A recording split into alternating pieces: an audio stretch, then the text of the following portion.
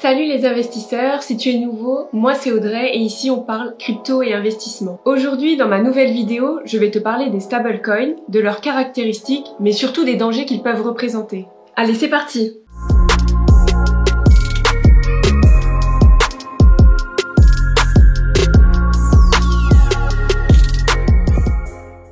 Comme son nom l'indique, un stablecoin est un coin stable ou une monnaie stable, c'est-à-dire que son cours n'est pas censé varier par rapport au prix d'un autre asset.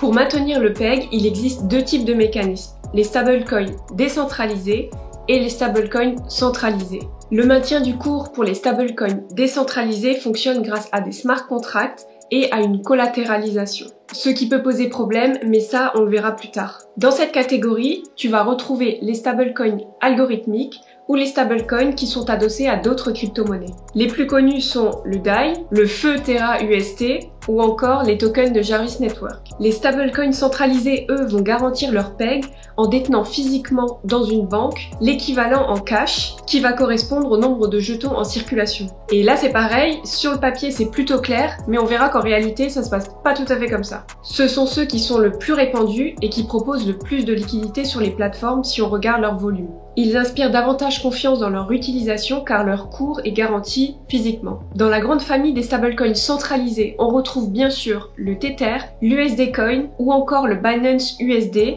qui sont indexés sur le dollar. Le plus utilisé est l'USDT de Tether. D'ailleurs, c'est le premier qui a été mis en place et cela date de 2014. Il existe aussi des stablecoins qui sont indexés sur de la marchandise comme l'or ou le pétrole, mais ils sont beaucoup moins utilisés que ceux cités précédemment. À savoir aussi que depuis peu, le consortium Circle, les créateurs de l'USDC, ont sorti un stablecoin euro qui s'appelle l'EURO-C. Je trouve quand même cela hallucinant que ce soit une entreprise américaine qui ait sorti un stablecoin basé sur notre monnaie européenne. D'ailleurs, dis-moi en commentaire si tu trouves aussi que l'Europe est à la ramasse sur les nouvelles technologies.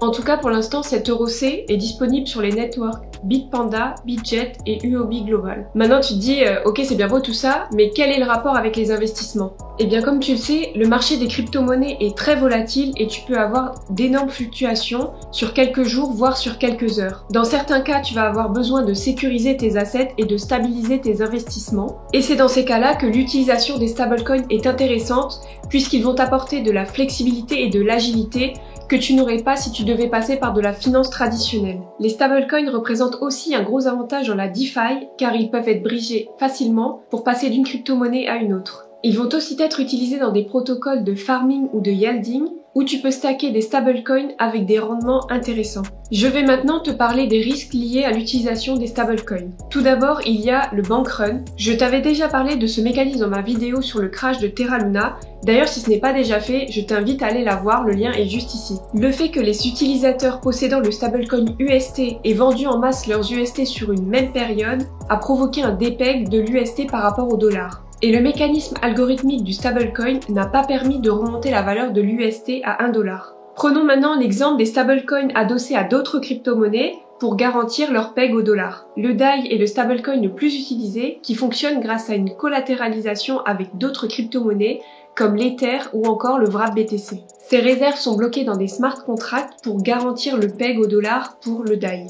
Les crypto-monnaies étant très volatiles, s'il y a une vente en masse du token, il pourrait y avoir un dépeg qui ne permettrait pas au stablecoin de retrouver sa valeur. Ça, c'était pour les stablecoins algorithmiques et ceux adossés à d'autres crypto-monnaies. Maintenant, tu te dis que pour les stablecoins centralisés garantis en fiat, cela ne devrait pas poser de problème pour le retrait de liquidité, mais dans la réalité, pour ce type de stablecoin, 100% de la réserve n'est pas garantie en cash. Il peut exister d'autres assets qui, à mon sens, peuvent poser des problèmes de liquidité le jour où il y aurait une perte de confiance des utilisateurs à court terme. Si je prends l'exemple du premier stablecoin utilisé, le Tether, qui a longtemps été controversé suite à différents scandales, notamment en 2017, où la société avait été accusée de manipuler le marché pour augmenter les prix du Bitcoin en créant des USDT non collatéralisés. La société a dû payer une amende de plus de 40 millions de dollars au gouvernement américain et maintenant ils se font auditer régulièrement pour garantir leurs réserves de 1 pour 1. Maintenant, si on regarde le dernier audit concernant la composition de leurs réserves, on voit que 85% des assets sont garantis en cash, cash équivalent et papiers commerciaux. C'est plutôt pas mal. Et si on regarde bien dans le détail, cela correspondrait à 57% de cash disponible immédiatement. Donc maintenant, la question qu'on se pose, c'est en combien de temps ces assets peuvent se vendre pour honorer la demande des clients s'il y a un bank run.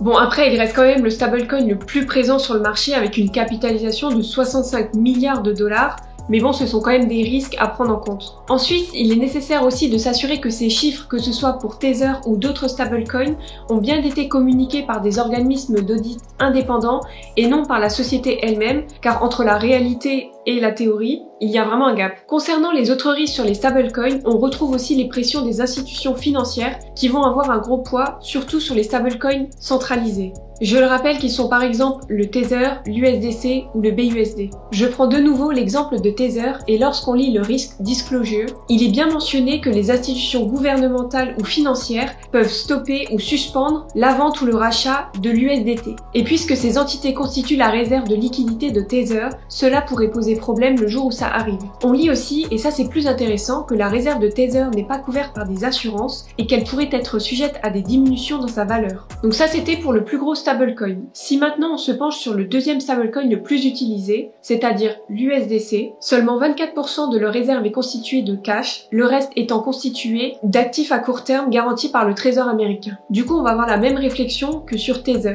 Et la question qu'on se pose toujours, c'est la capacité de la société à pouvoir fournir les liquidités nécessaires le jour où il pourrait y avoir un bank run. De plus, tout comme Tether, dans les conditions générales d'utilisation, on voit que Circle peut à tout moment décider de stopper les échanges et les retraits sur l'USDC. Et on peut lire aussi sur leur site qu'un des partenaires importants de Circle est Genesis Global Capital, dont le PDG a reconnu avoir des parts importantes dans Three Arrows Capital, qui a fait faillite il y a seulement quelques jours. La pression des politiques est elle aussi très importante puisqu'ils se servent des différents scandales, notamment comme le crash de l'UST, pour demander des réglementations supplémentaires sur les stablecoins. L'exemple récent avec Janet Yellen, la secrétaire du Trésor américain, qui demande une nouvelle réglementation sur les stablecoins décentralisés. Les stablecoins restent néanmoins des solutions très intéressantes pour des investissements à court terme en crypto-monnaie, et de nombreux organismes tels que Coinbase, Visa, PayPal ou encore Apple Pay font confiance à cette technologie. Et maintenant, avec toutes ces infos, tu dois te demander si c'est risqué d'investir dans des stablecoins. D'abord, gros disclaimer, je rappelle que je ne suis pas conseillère financière. Cette vidéo a pour but le divertissement et tout ce que je dis n'est que le résultat de mes propres recherches et de mes investissements personnels. Que ce soit sur les crypto-monnaies ou sur d'autres investissements, il est important de ne pas tout miser sur le même projet ou sur le même protocole. Pour les stablecoins, c'est pareil. Tu peux en choisir plusieurs et ça te permettra de limiter les risques le jour où il y a un problème et surtout de ne pas tout perdre. Voilà, c'était Audrey. Si cette vidéo t'a plu, n'hésite pas à liker ma vidéo et à t'abonner à ma chaîne. Tu peux aussi me suivre sur mes autres réseaux sociaux, les liens sont en description. Et je te dis à bientôt pour une nouvelle vidéo.